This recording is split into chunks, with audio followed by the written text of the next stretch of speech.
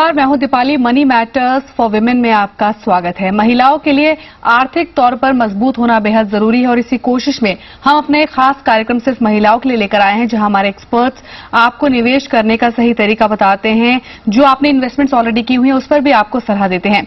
और आज आपकी सभी क्वेरीज को आंसर करने के लिए हमारे साथ जुड़ गए हैं पीपीएफएस के वाइस प्रेसिडेंट जयंत पाई और सर्टिफाइड फाइनेंशियल प्लानर। स्वागत है जयंत जी आपका जी बिजनेस में। और सवाल जवाब के सिलसिले को शुरू करने से पहले आपको इस शो में पार्टिसिपेट करने का तरीका बता देते हैं। अगर आपके पास इन्वेस्टमेंट से जुड़ा कोई भी सवाल है, आप बिगनर हैं, हमारे शो में अपना सवाल भेजना चाहती हैं तो आप हमें एसएमएस कर सकती हैं।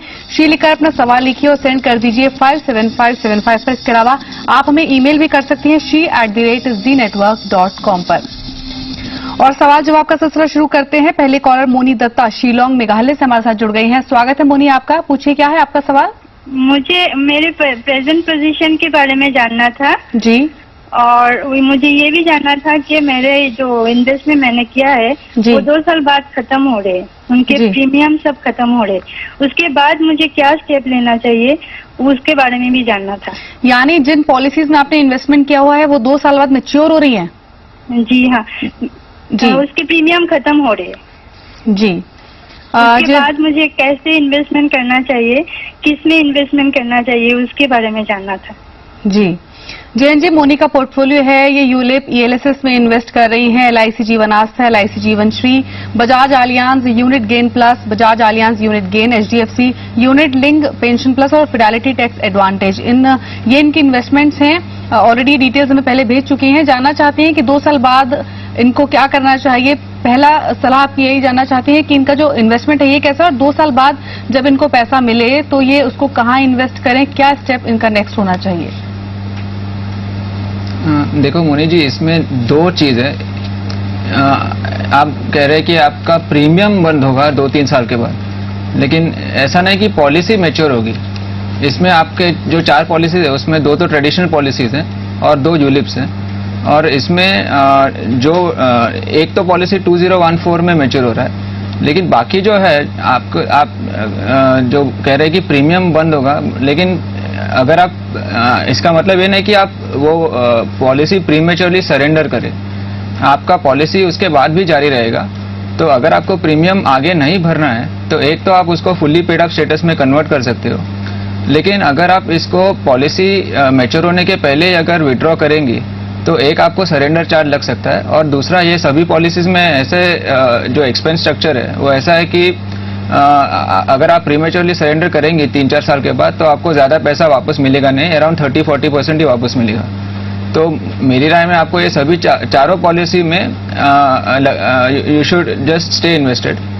और दूसरा जो ईएलएसएस आपका है वो अच्छा है, फिडेलिटी टैक्स एडवांटेज, तो भले उसका लॉक इन पीरियड खत्म हुआ हो लेकिन आप उसमें निवेशित रह सकती हो। जी जयंत जी, अगर ये लॉक इन के बाद जैसा कि आपने बताया कि इन्वेस्टेड इनको रहना चाहिए, लेकिन अगर नहीं रहना चाहती हैं तो फुली पेड अप स्टेटस में कन्वर्ट करा सकती हैं। अगर यहाँ पर ये अपनी इन्वेस्टमेंट से फुली पेड अप स्टेटस में कन्वर्ट कराती हैं तो उस रकम को इन्हें कहाँ इन्वेस्ट करना चाहिए। हाँ, जो पॉलिसी का जो प्रीमियम फ्री अप होता है, मेरी राय में उनको म्यूचुअल फंड्स में निवेश करना चाहिए।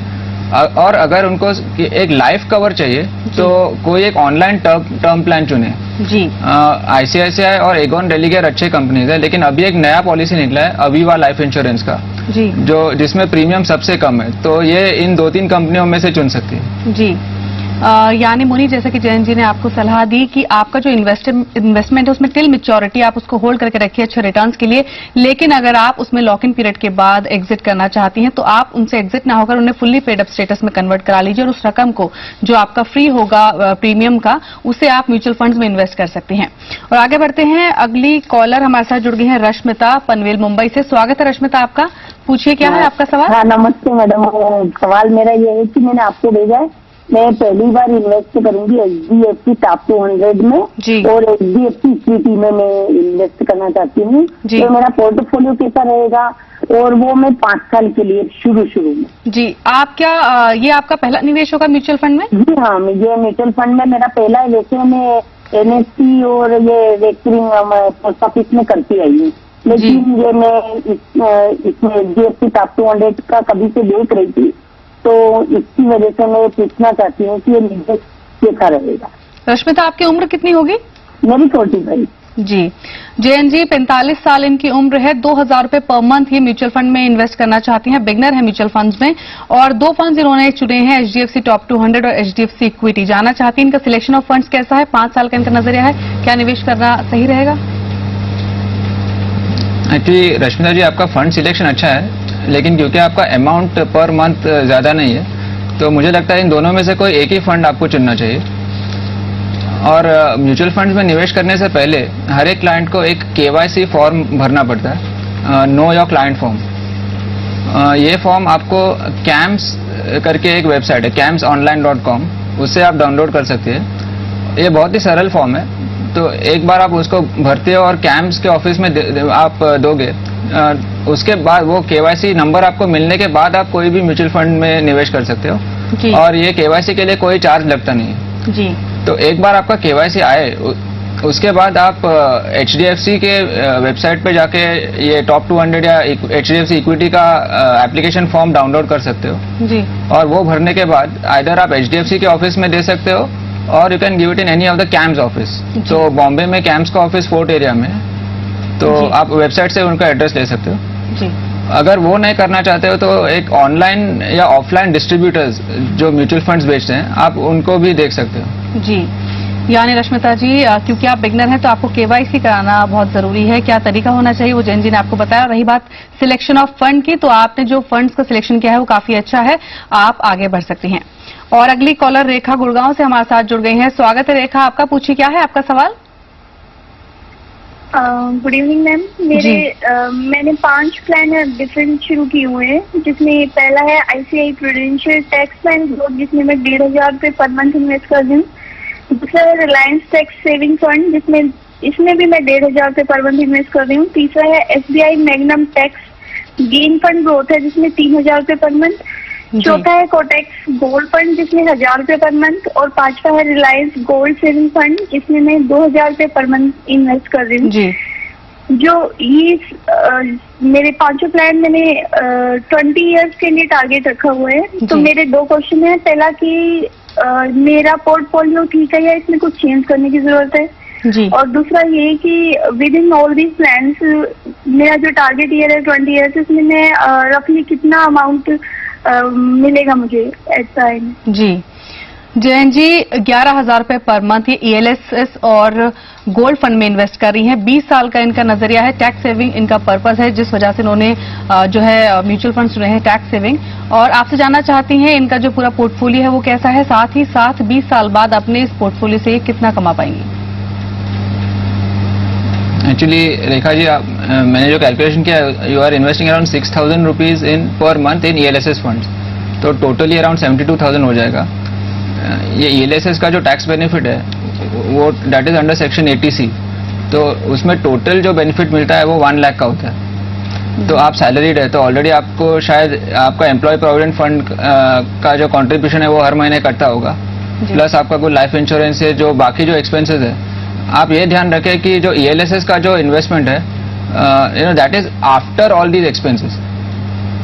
तो नहीं तो लोग क्या करते हैं, ELSS में ओवर इन्वेस्ट करते हैं और 1 लाख का अमाउंट एक्सीड होता है, और वो जो एक्स्ट्रा अमाउंट है उस पर उनको कोई टैक्स बेनिफिट मिलता नहीं है जी। और उसके ऊपर आपने 4 ELSS फंड्स में निवेश किया है, तो मेरी राय में ये SBI और ICICI प्रूडेंशियल टैक्स प्लान, ये दोनों में आप फ्यूचर SIPs बंद कर सकते हो जी, क्योंकि both these funds are not done too well जी। ये अमाउंट आप कोई दूसरे अच्छे म्यूचुअल फंड में डाइवर्ट कर सकते हो। For example Franklin blue chip है या IDFC प्रीमियर इक्विटी है, एक लार्ज कैप फंड है और एक मिड कैप फंड है, तो ये दोनों का कॉम्बिनेशन अच्छा रहेगा आपके लिए जी। और जयन जी, जैसे कि आपने बताया कि टैक्स सेविंग फंड से बाहर निकल के दूसरे म्यूचुअल फंड्स में स्विच करना चाहिए, इक्विटी फंड्स में स्विच करना चाहिए, क्योंकि जैसा कि आपने देखा भी होगा इनकी जो ज्यादातर टैक्स सेविंग फंड्स में इन्वेस्टमेंट है वो 2010 में इन्होंने की है, तो 3 साल के लॉक इन पीरियड की होने की वजह से इनको अभी कुछ समय रुकना पड़ेगा अपने निवेश से बाहर निकलने के लिए। नहीं, वो तो है, लेकिन जो फ्यूचर SIPs है वो इन दोनों में वो बंद कर सकती है जी। और दूसरा एक है कि मार्च 31, 2012 के बाद most likely ELSS funds will not have the same tax benefit that they are enjoying today, तो वो भी उनको थोड़ा ध्यान रखना होगा जी। यानी रेखा, जैसा कि जयंत जी ने बताया, ईएलएसएस फंड्स में आपका इन्वेस्टमेंट्स काफी ज्यादा है। यहाँ पर जयंत जी की आपको सलाह है कि 3 साल के लॉक इन के बाद आप सिर्फ एक ईएलएसएस फंड अपने पोर्टफोलियो में शामिल कर सकती हैं। एसबीआई मैग्नम टैक्स गेन और आईसीआईसीआई प्रूडेंशियल टैक्स प्लान, इनसे आप एग्जिट कीजिए और इक्विटी म्यूचुअल फंड में आप इन्वेस्ट कर सकती हैं। वहीं गोल्ड फंड में जो आपका इन्वेस्टमेंट है उसमें उसे जारी रखिए, क्योंकि डीटीसी अगर अगले साल लागू होता है अप्रैल 2012 में, तो डीटीसी के तहत ईएलएसएस फंड्स पर टैक्स छूट का प्रस्ताव नहीं है। तो इस बात को अपने जहन में जरूर रखिए जब आप कभी भी किसी भी टैक्स सेविंग फंड में इन्वेस्टमेंट का नजरिया अपनाएं। और यहां पर हम रुकेंगे छोटे से ब्रेक के लिए, लेकिन ब्रेक में जाने से पहले आपको इस शो में हिस्सा लेने का तरीका बता देते हैं। अगर आपके पास इन्वेस्टमेंट से जुड़ा कोई भी सवाल है और आप हमें भेजना चाहती है तो शी लिखिए, अपना सवाल लिखिए और सेंड कर दीजिए 57575 पर। इसके अलावा आप हमें ईमेल भी कर सकती हैं she@znetwork.com पर। और अभी रुकेंगे एक छोटे से ब्रेक के लिए।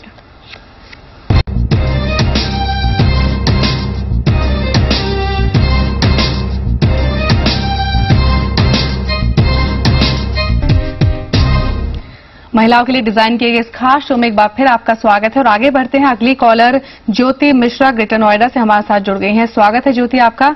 क्या है आपका सवाल?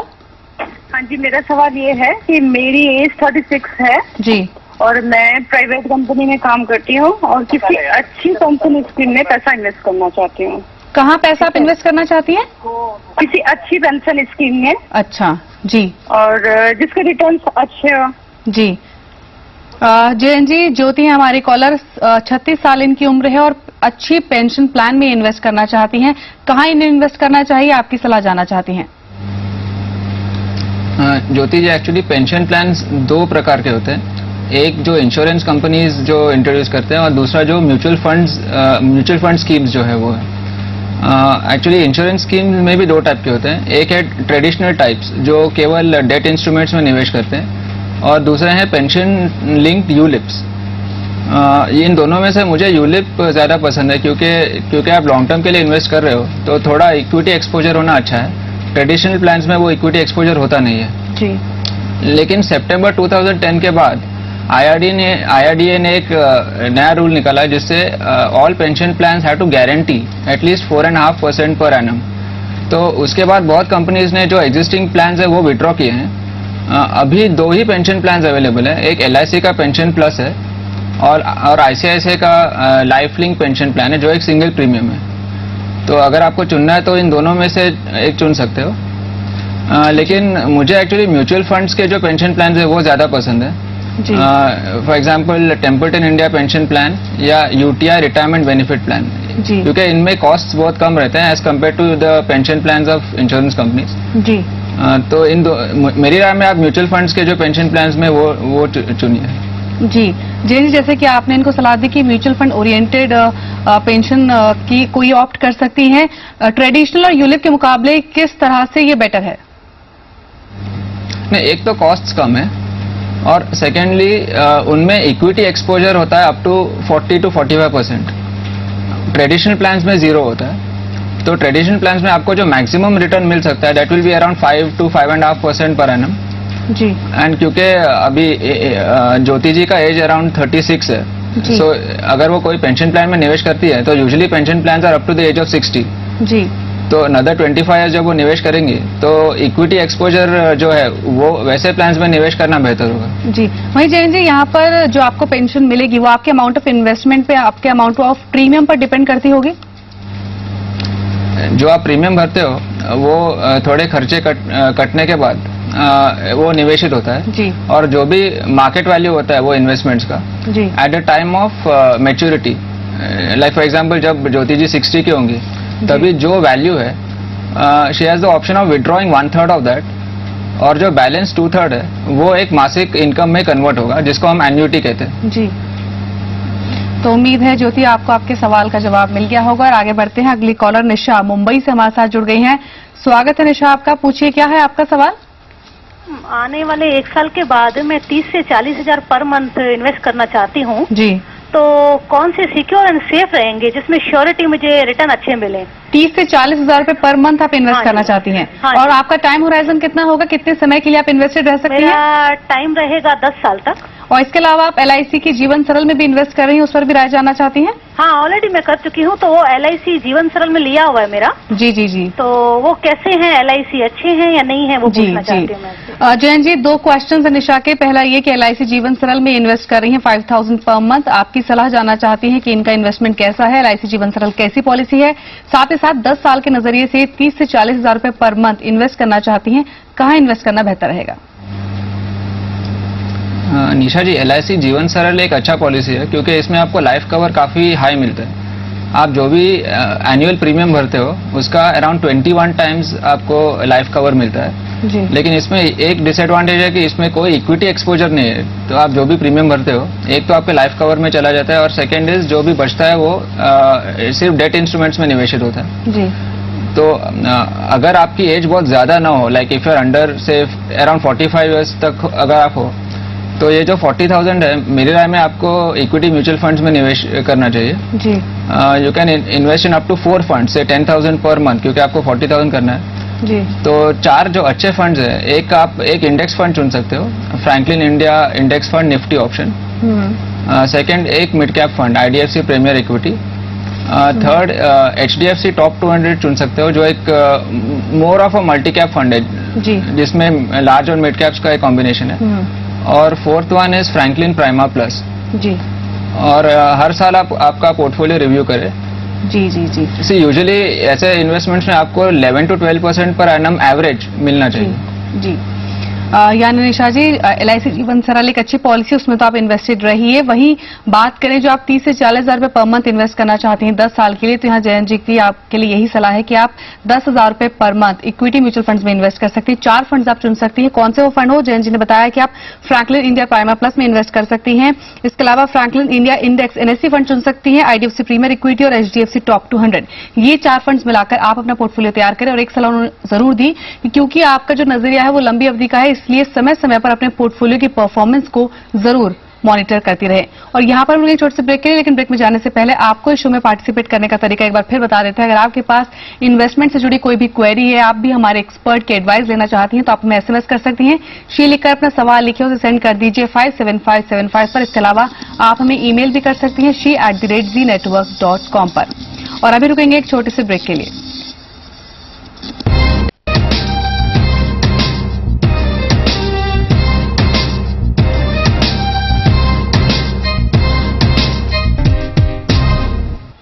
ब्रेक के बाद आपका स्वागत है और अगली कॉलर तरनदीप कौर धुरी पंजाब से हमारे साथ जुड़ गई हैं। स्वागत है तरनदीप आपका।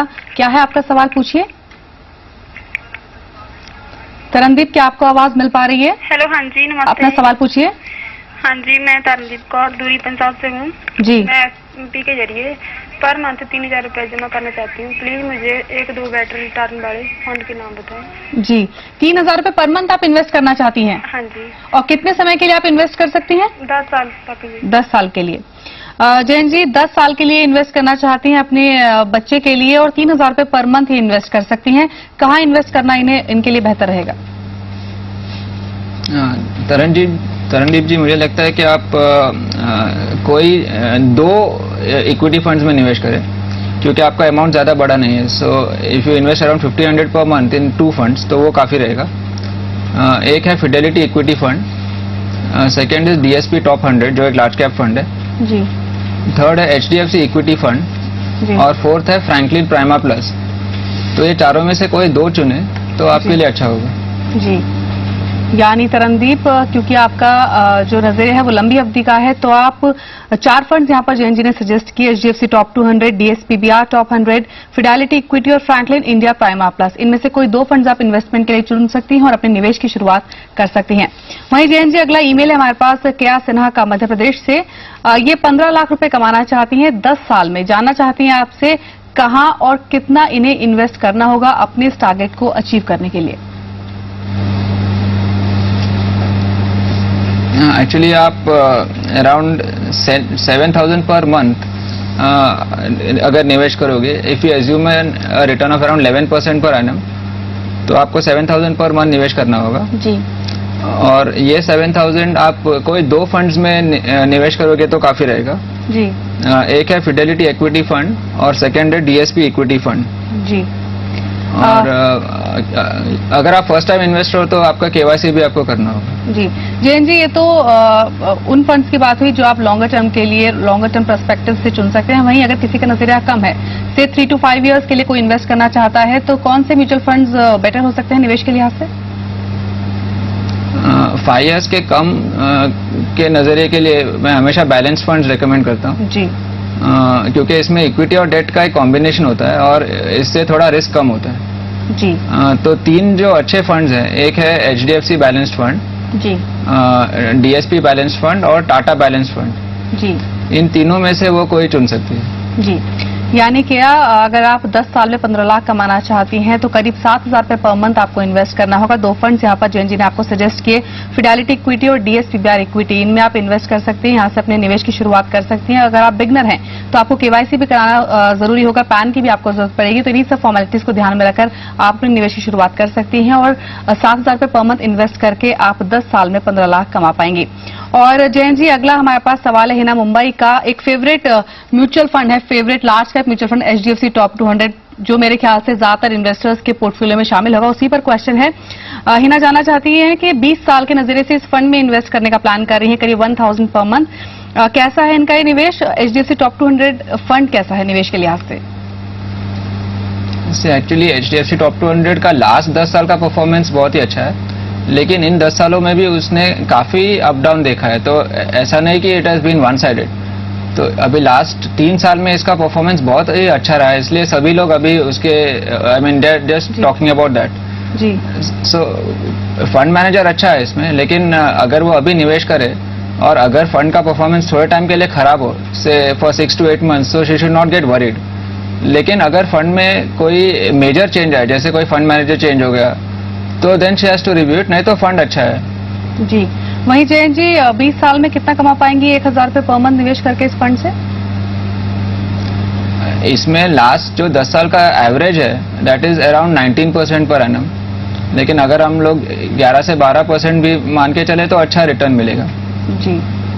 यानी है ना, आप HDFC टॉप 200 से अपने निवेश की शुरुआत कर सकती हैं। काफी अच्छा लार्ज कैप फंड ये है, लेकिन जैसा कि हम हमेशा अपने शो में बताते हैं कि आप कोई भी इन्वेस्टमेंट करें, उसकी परफॉर्मेंस को टाइम टू टाइम मॉनिटर करना बेहद जरूरी है। और आज इतने ही कॉलर्स अपने शो में शामिल कर पाएंगे। बहुत शुक्रिया जयंत जी, हमारे सभी कॉलर्स की क्वेरीज को आंसर करने के लिए, हमारे शो के साथ जुड़ने के लिए।